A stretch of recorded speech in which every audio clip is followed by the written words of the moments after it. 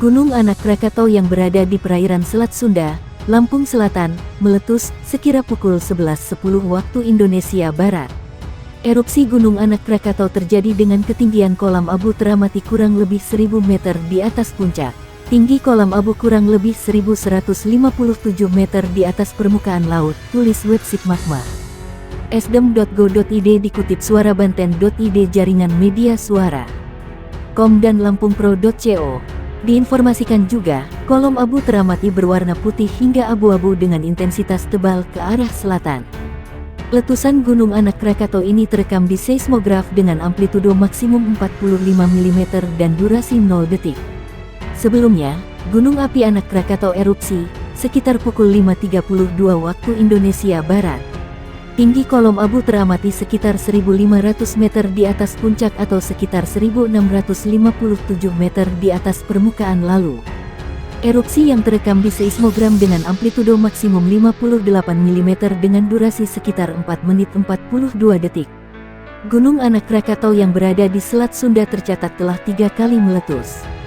Ketinggian kolom abu tercatat 1,000 sampai 1,500 meter di atas puncak dan warna kolom kelabu hitam tebal. Dilansir magma.esdem.go.id, Gunung Anak Krakatau meletus pada pukul 4.54 waktu Indonesia Barat. Namun, visual letusan pertama itu tak teramati. Erupsi itu terekam dalam seismograf dengan amplitudo maksimal 50 mm dan durasi 52 detik. Kemudian erupsi kedua pada pukul 5.32 waktu Indonesia Barat dengan tinggi kolom abu teramati 1.500 meter di atas puncak dari atas permukaan laut 1.657 meter. Erupsi kedua itu teramati kolom abu berwarna kelabu hingga hitam dengan intensitas tebal ke arah timur laut. Erupsi tersebut terekam di seismograf dengan amplitudo maksimal 58 mm dan durasi 282 detik pada pukul 10.41 waktu Indonesia Barat. Tinggi kolom abu teramati lebih kurang 1000 meter di atas puncak. Erupsi terekam di seismograf dengan amplitudo maksimal 58 mm dan durasi 61 detik. Meningkatnya aktivitas Gunung Anak Krakatau, Badan Geologi, Kementerian Energi dan Sumber Daya Mineral mengimbau masyarakat untuk tidak berada dalam radius 2 km dari kawah aktif gunung tersebut. Sehubungan dengan tingkat aktivitas Gunung Anak Krakatau berada pada level 2 waspada, kami merekomendasikan agar masyarakat tidak diperbolehkan mendekati Gunung Krakatau dalam radius 2 km dari kawah aktif, kata Kepala Badan Geologi Eko Budi Lelono berdasarkan rilis yang diterima Kompas. Masih berpotensi meletus. Eko menjelaskan, secara visual, erupsi yang terjadi merupakan tipe magmatik, sejalan dengan kegempaan vulkanik yang terekam. Pada periode erupsi Februari tahun 2022, lanjut Eko, peningkatan intrusi magmatik kemungkinan mulai terjadi sejak tanggal 20 Desember tahun 2021 yang diindikasikan dengan terekamnya gempa vulkanik dalam dan vulkanik dangkal dalam jumlah yang cukup signifikan. Pada Januari tahun 2022, kegempaan vulkanik masih teramati cukup tinggi dan gempa-gempa dangkal semakin banyak terekam. Pada akhir Januari tahun 2021, terindikasi magma sudah berada pada kedalaman sangat dangkal dan emisi abu mulai teramati sejak sekitar pukul 10 waktu Indonesia Barat.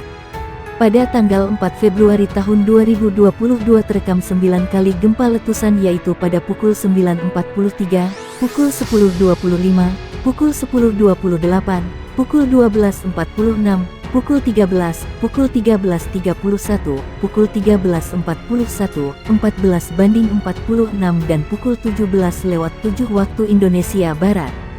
Data pemantauan secara visual dan instrumental mengindikasikan bahwa Gunung Anak Krakatau masih berpotensi erupsi, ujar Eko. Bahaya Gunung Anak Krakatau. Peta kawasan rawan bencana menunjukkan hampir seluruh tubuh Gunung Anak Krakatau yang berdiameter lebih kurang 2 km dan area di sekitarnya merupakan kawasan rawan bencana. Berdasarkan data visual dan instrumental, potensi bahaya dari aktivitas Gunung Anak Krakatau saat ini adalah lontaran material lava, aliran lava, dan hujan abu lebat dalam radius 2 km dari kawah aktif.